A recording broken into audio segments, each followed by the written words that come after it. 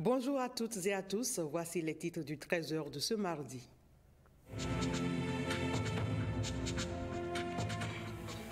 L'Agence nationale de la protection civile se préoccupe de la situation des populations confrontées aux affres des inondations. À suivre dans cette édition les dispositions prises pour juguler le phénomène.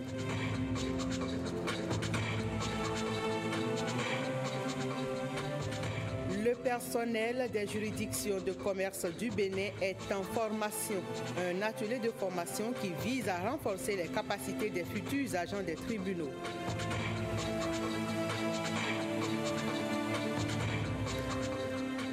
Un don de 1000 ballons à la Fédération béninoise de football. C'est un geste de la Fédération royale du Maroc. Plus de détails dans ce 13h.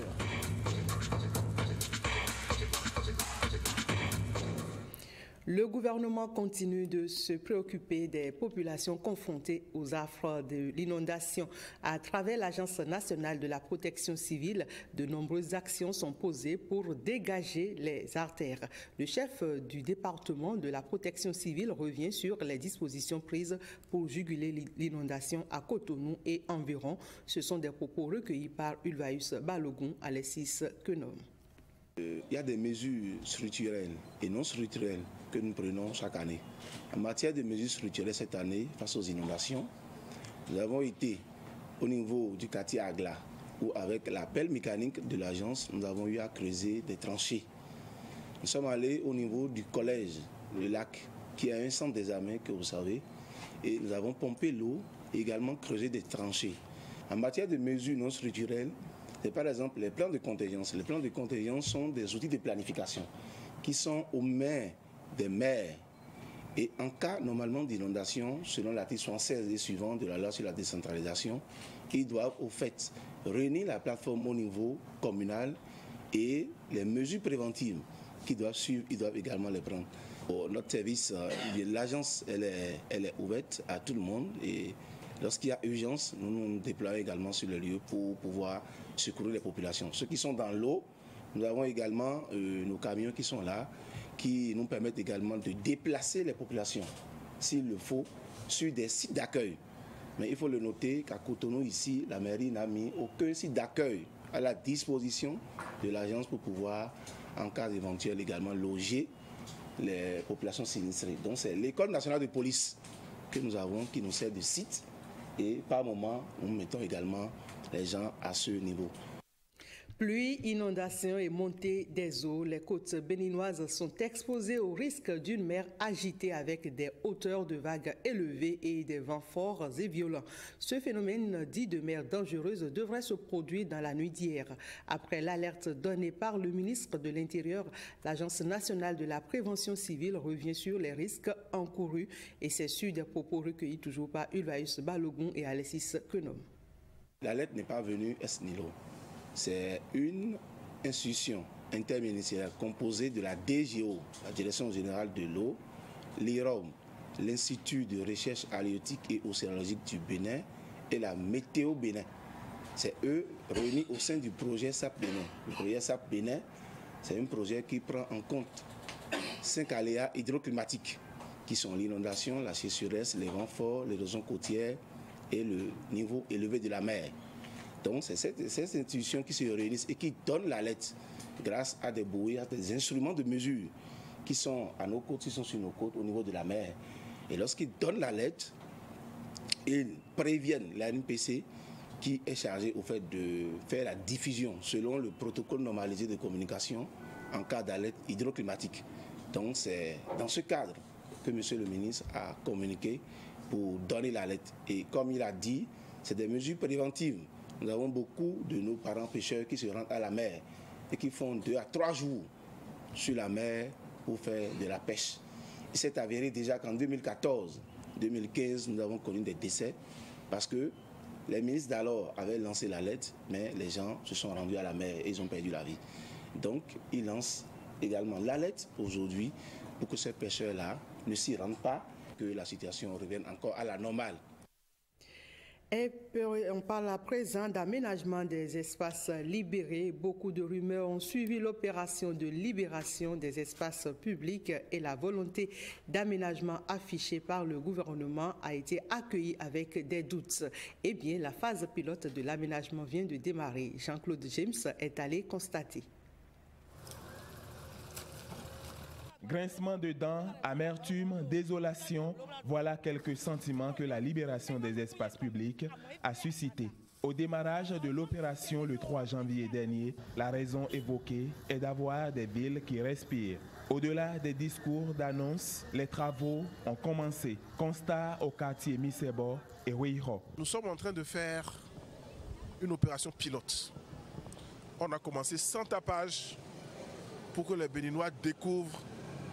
Ils disent, vous avez assez parlé, asphaltage, popularisation du parc et tout. Nous voulons voir du concret. On veut juste montrer une petite lucarne de ce que nos rues seront quand l'opération asphaltage va commencer. Je pense que c'est une très bonne chose que le président Talon est en train de faire. Je viens d'en faire le constat. Une ville doit être embellie, l'environnement doit être embelli. Je crois que c'est une bonne chose. Ça nous inspire déjà l'avenir d'une ville très propre de Cotonou, que le reste maintenant à nous, la population et le gouvernement, de nous unir pour l'entretenir, la rendre plus belle. On est en train de réaménager la voie, de mettre de l'espace vert, de mettre du mobilier urbain, pour que quand on va montrer ça, ce sera, allez voir à Ouihro comment tout Cotonou sera à la fin de l'opération asphaltage. Les gens oublient qu'on a besoin de faire des études. On oublie aussi que les éléphants blancs sont filles des études mal faites. En attendant le bout du tunnel, ces images préfigurent de ce que seront ces espaces libérés. Le ministre de l'Intérieur et de la Sécurité publique, Saka Lafia, était ce lundi face à la presse. Objectif, faire le point des interventions sécuritaires du 1er janvier au 19 juin 2017 en vue d'assurer la quiétude des personnes et des biens en République du Bénin. Chiffres à l'appui, Saka Lafia nous livre ici les résultats obtenus. Il est au micro de Uvaeus Balogun. Les forces de sécurité publique, entendez la police nationale, la gendarmerie nationale, les sapeurs-pompiers ont investi l'ensemble du territoire national pour exécuter les missions à eux confiées par l'État. On a dénombré 18 cas de braquage de véhicules en circulation, braquage de motos, pour arracher les motos. Les armes utilisées, c'est les pistolets de fabrication artisanale. On en a arrêté juste là 9. Quelquefois des fusils de chasse. On en a pris juste là 3. Les drogues et stupéfiants sur lesquels la police a mis la main. On a eu 1 tonne 88 kilos de cannabis. On a eu surtout de la cocaïne. C'est la maîtresse des drogues. On a connu des cas d'accident de la circulation. Nous avons, dans ce cas, là, enregistré près de 1072 blessés, avec 453 morts. De façon réussie, on a eu à mener la lutte contre les faux médicaments. Dans le cadre de Pangea 9, à la date d'aujourd'hui, c'est 90 tonnes 900 de faux médicaments qui ont été saisis. On a également connu des cas d'inondation où nous sommes intervenus, près de 86 cas. On a connu de janvier à maintenant 23 noyades à travers tout le pays et on a dénombré près de 246 incendies, la plupart causés par la vente d'essence frelatée. Des magistrats, juges consulaires et autres personnels des juridictions de commerce du Bénin en formation à Porto Novo. C'est un atelier de 2 semaines pour renforcer les capacités de ceux qui pourraient animer les futures cours et tribunaux de commerce du pays. Guillaume Avienou, Patrick Nimanvo pour le point. L'école régionale supérieure de la magistrature à Porto-Novo accueille pour 2 semaines des magistrats, juges consulaires et autres personnels des juridictions de commerce du Bénin. Une formation financée par le PCCI, le projet de compétitivité et de croissance intégrée, un projet appuyé par la Banque mondiale. Cette rencontre qualifiée d'échange entre sachants des juridictions de commerce du Bénin sous la houlette de l'OADA devrait contribuer au renforcement des capacités des participants. Au regard du rôle que vous jouerez dans les juridictions de commerce, mesdames et messieurs les participants, je veux vous encourager à l'assiduité et à une participation active à la formation qui est offerte.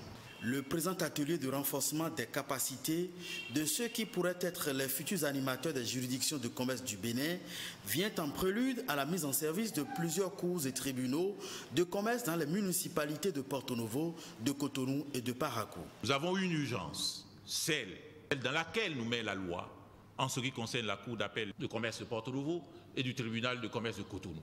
Mais nous avons également une urgence après celle-là, qui est l'installation rigoureuse des juridictions de commerce de Parakou et d'Abomey. Selon les autorités béninoises, l'État accorde du prix à la présente formation. Ces participants devraient jouer un rôle capital dans la mise en œuvre des nouvelles réformes juridiques en matière d'assainissement du climat des affaires au Bénin, indique-t-on. Journée de l'enfant africain édition 2017 à Parakou, des organisations non gouvernementales œuvrant pour l'épanouissement de l'enfance unissent leurs forces pour les droits de l'enfant, notamment l'atteinte des objectifs de développement durable numéro 4. Et c'est la médiathèque de l'école de formation médico-sociale qui a servi de cadre à la célébration en présence des autorités politico-administratives. Reportage. L'édition 2017 de la Journée de l'enfant africain connaît une mobilisation des structures qui défendent la cause de l'enfance. C'est une grande joie pour nous que tous les acteurs de protection des enfants, nous sommes soudés et nous avons formé une synergie pour organiser cette journée. C'est une occasion pour les enfants de s'exprimer. Les ONG, ID Bénin et Buptose et le Centre UNIV veulent agir en synergie pour vite atteindre les objectifs de développement durable numéro 4 des Nations Unies. Que l'enfant est une personne vulnérable qu'il convient de protéger car il est l'avenir de la nation. Ne dit-on pas souvent que l'enfant est le père de l'homme? L'éducation est au cœur de tout. C'est la respiration de la vie. L'éducation est donc au cœur de cette célébration.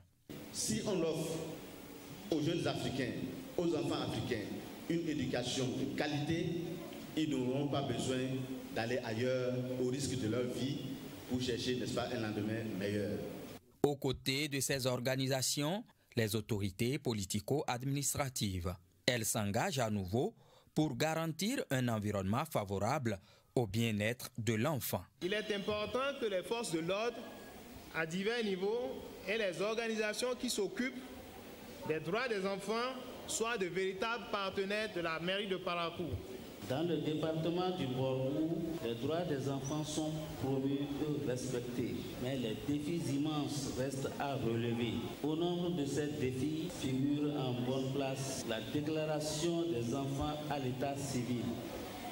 L'organisation de la Journée de l'enfant africain, édition 2017 à Parakou, reçoit le soutien de l'UNICEF. À Dassazoumé, les enfants étaient dans la rue, une façon pour eux de commémorer également la journée de l'enfant africain. Gilles Dansou, NSTTGou, nous en parle. Les enfants dans les rues de la commune de Dassazoumé pour apporter une touche particulière à cette journée. Journée de l'enfant africain. Départ, place Egbakokou, point de chute CEG2 de la ville. L'ONG Suivi Mère de l'enfant en est l'initiatrice. Proposons de dire non aux violences faites aux enfants, non à la maltraitance des enfants, non à l'exploitation des enfants, en un mot, non à l'injustice faite aux enfants. De façon locale, nous avons des préoccupations plus pointues qui minent le développement des enfants. Il s'agit entre autres du problème de l'acte de naissance. Le porte-parole des enfants présente un tableau assez sombre de leur vécu quotidien. Chez nous au Bénin, et singulièrement à Dassa Zoumé. Nombre de ces enfants en âge d'aller à l'école se retrouvent dans les carrières de concassage de granit. D'autres accompagnent leurs parents au champ. Nous, enfants de Dassa et de tout le département des collines, saisissons la présence occasion au nom de tous les enfants du Bénin pour solliciter la générosité du président Talon et de tout son gouvernement en vue de la généralisation de ce projet « Un enfant, un acte de naissance » initié par Survie ONG. Cet événement est placé sous le parrainage de l'honorable Jean-Eudes Okoundé. Pour lui, il est essentiel de veiller sur cette couche vulnérable car l'enfant mérite attention et protection. Chers enfants, on est très heureux quand on vous voit et on sait que l'avenir est assuré. Vous devez donc être bien éduqués. Vous avez droit à l'éducation comme nous. Vous avez droit aux soins. Vous avez droit à l'acte de naissance. La campagne « Un enfant, un acte de naissance » était également au cœur des échanges. De la visite chez Paul Tagbé-Bian, le président du Conseil économique et social centrafricain était hier au cabinet de son homologue du Bénin. Fraîchement élu à la tête de cette institution, Alfred Poloko a choisi le Bénin comme première destination pour une série de prises de contact avec ses pairs de la sous-région. On écoute Alfred Poloko à l'issue de l'audience. Je suis venu rendre une visite de courtoisie au président du Conseil économique et social, qui est l'un de nos doyens dans cette responsabilité, en vue de recueillir quelques avis, quelques conseils, dans le cadre de la mission que le peuple centrafricain nous a confiée désormais à la tête de cette institution sœur, le Conseil économique et social de la République centrafricaine. Vous savez que le Bénin est une référence en Afrique dans plusieurs domaines. Le Bénin force l'admiration des autres pays africains du fait aussi de sa stabilité institutionnelle, du fait aussi de sa tradition démocratique. Je pense que c'est autant d'atouts qui peuvent inspirer effectivement les autres peuples africains, et je pense que dans le cas de la RCA, nous avions pensé que c'est un pays modèle que nous pourrions aussi visiter afin de profiter de vos expériences. Parlons à présent de microfinance, fin des activités entrant dans le cadre du 40e anniversaire de la fêtière des caisses d'épargne et de crédit agricole du Bénin. Le personnel du réseau s'est donné rendez-vous lors d'un dîner de gala. Plus de précisions avec Blaise Adampo et Monique Toron.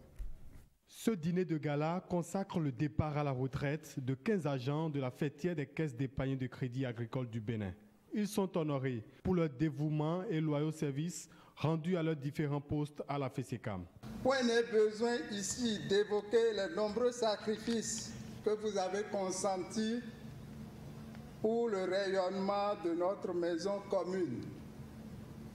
Vous avez traversé monts et vallées pour faire connaître la FESECAM, même dans les hameaux les plus reculés de notre pays.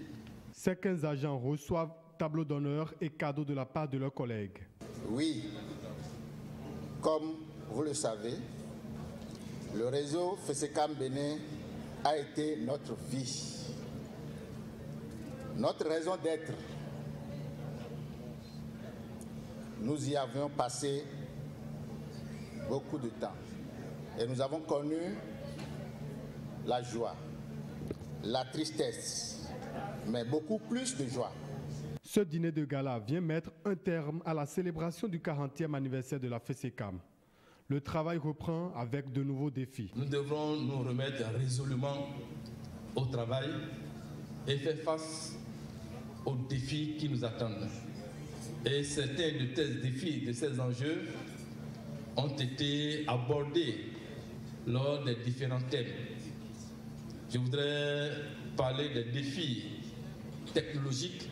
Nous avons la digitalisation qui nous oblige à changer le mode de distribution de nos produits financiers. Des instants de joie ont pris une part importante lors de cette soirée.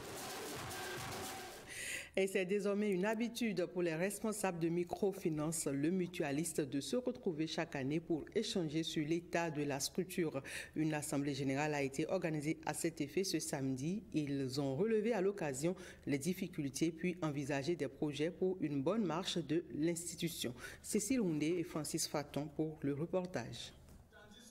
Cette assemblée générale des membres du Mutualiste Finance est consacrée au bilan des activités menées en 2016. C'est aussi l'occasion pour les responsables de confirmer le bon fonctionnement de la structure et les progrès réalisés. Révéler l'institution au plus grand nombre, l'un des objectifs de ces assises. Le Mutualiste Finance, à ce jour, compte à son actif, en plus de son agence principale basée à Batito, 7 autres points d'activité aujourd'hui. Nous sommes présents à Parakou, Boïcon, à Kassato, Paou, Porto Novo, Ruiho et nouvellement au Carrefour Iita. De grandes institutions commencent à s'intéresser à nous. Responsables et sociétaires sont satisfaits des résultats obtenus. Ils se donnent d'autres challenges. Le Mutualiste Finance, comme les autres structures modernes, doit faire face aux défis de la nouvelle technologie, de l'information et de la communication NTIC. Le Mutualiste Finance est tenu d'honorer le rendez-vous de la finance digitale et de la micro-assurance. Le mutualiste est une institution financière décentralisée d'épargne et d'octroi de crédit. L'institution aura 21 ans d'existence en juillet prochain. Une délégation du bureau d'appui aux artisans s'est réunie les 15 et 16 juin dans les communes de Basila, Waké, Kopago et Djougou. L'objectif de cette descente sur le terrain est de procéder à la remise de kits d'installation et de parchemin aux 40 filles vulnérables parrainées par l'ONG Oziwa. Reportage. Elles sont au total 40 filles des 40 communes des départements de la Donga à recevoir leur attestation de fin de formation professionnelle et du matériel de travail. La cérémonie itinérante de remise a été organisée à Djougou, Basila, Waké et Kopargo. Pour la couture, c'est constitué d'une machine à coudre avec accessoires, un fer à repasser à charbon, 2 paires de ciseaux en acier inoxydable, un ensemble de règles à tracer, de perroquets et de patrons, une table de coupe et de repassage, une chaise et un banc. D'un coût global de 9 622 430 francs CFA, à raison de 2 405 607 francs par commune. Le présent don est un soutien à la bonne pratique des notions acquises par les bénéficiaires. Un pari gagné grâce au projet Wendia Wofaba, entendez portant secours aux filles en langue d'Indi. C'est un projet d'insertion professionnelle par apprentissage des filles financées par l'ONG américaine Oziwa. À l'avènement du projet Wendia Wofaba en 2014, les filles bénéficiaires avaient été identifiées, écoutées puis orientées vers les métiers de leur choix aux frais de l'ONG Oziwa, une initiative qui participe à la lutte contre le chômage dans la Donga. Cette œuvre va beaucoup contribuer à éradiquer le phénomène d'exode de nos jolies petites filles. Grâce aux efforts de l'ONG Oziwa et du Bureau d'appui aux artisans, ces filles sont désormais titulaires du certificat de qualification au métier CQM. Nous sommes comblés ce jour en recevant les équipements et matériels nécessaires à notre insertion professionnelle. En 2 années de mise en œuvre, le projet Wendia Wofarba reste satisfaisant et offre en perspective un grand espoir pour les artisans. Un coup de pouce également pour le football béninois. La Fédération royale marocaine de football a offert récemment 1000 ballons à son homologue du Bénin, un don considéré comme une marque de la bonne santé et de la coopération existante entre les deux pays. Guillaume Avienou et Patrick Nimanvo. Un don de 1000 ballons de foot de la Fédération royale marocaine de football à la FBF, son homologue du Bénin. Un don d'un coût avoisinant 41 millions de francs CFA à répartir équitablement entre le championnat national et les centres de formation béninois. Un don qui vise à renforcer le partenariat entre les deux fédérations, mais surtout une marque de la coopération bilatérale entre le Royaume du Maroc et le Bénin. Il est à signaler le rôle du sport en général et du football en particulier dans le rapprochement des nations du continent africain dans un cadre de partenariat gagnant-gagnant. De leur côté, les autorités de la FBF lisent à travers ce geste qualifié de symbolique le dynamisme des relations de coopération entre les deux pays. Elles voudraient voir cette coopération sud-sud se renforcer pour le bonheur du continent. Il est important, après un geste louable d'un fils digne de l'Afrique, et il n'y a pas que le Bénin, il y a beaucoup de pays africains qui, dans la vision du roi Mohamed VI, profitent de cette ouverture, de cette coopération sud-sud au profit de l'Afrique sud-saharienne. Pour témoigner leur reconnaissance aux dirigeants de la Fédération marocaine de football, les dirigeants de la FBF ont porté le président de l'institution au grade de Panthéon du football du Bénin. La visite du centre de formation Issa Ayatou d'Akro-Misrete a mis un terme au séjour de la délégation marocaine au Bénin. Et voilà qui met également un terme à cette édition. Merci mesdames, messieurs de l'avoir suivi et bonne suite de journée, toujours en compagnie des programmes de la télévision nationale.